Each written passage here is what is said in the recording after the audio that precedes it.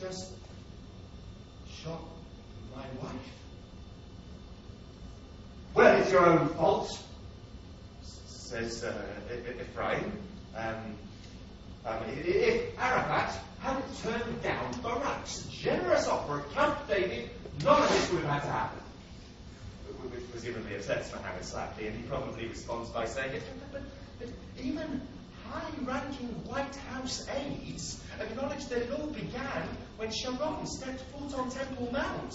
which of course really annoys Ephraim, and he says, yes, but the whole world knows that the corrupt Palestinian Authority had already been planning an uprising for months. Which of course leads Mohammed to say, yes, but any idiot knows that the whole problem began with the settler movement of the 1970s. Well, what about Nasser, says Ephraim rhetorically. If Nasser hadn't provoked the Six-Day War, Israel would never have invaded the territories in the first place. Which of course leads Mohammed to opine, yes, but one cannot but look at that whole period in the perspective of Russo-American power struggles. But of course this really annoys Ephraim, and he says that the Cold War was irrelevant when all chances for peace were blown to smithereens by the Arab riots of 1936. 1897, says Mohammed.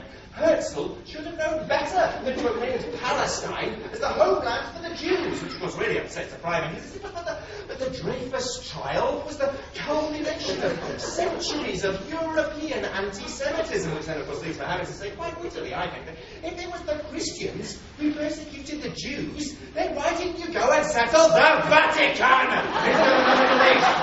But of course then Jesus, but you Muslims aren't so squeaky clean. Islam is notorious for building mosques on other religious holy shrines like Ayodhya, Nazareth, Hebron. But of course this leads Mohammed to draw on sources in the Quran to prove that Abraham, Jesus and Krishna were Muslims in the first place. But even the New Testament is older than the Quran anyway. Genesis 21 verse 9. Ishmael should never have been so rude to Isaac.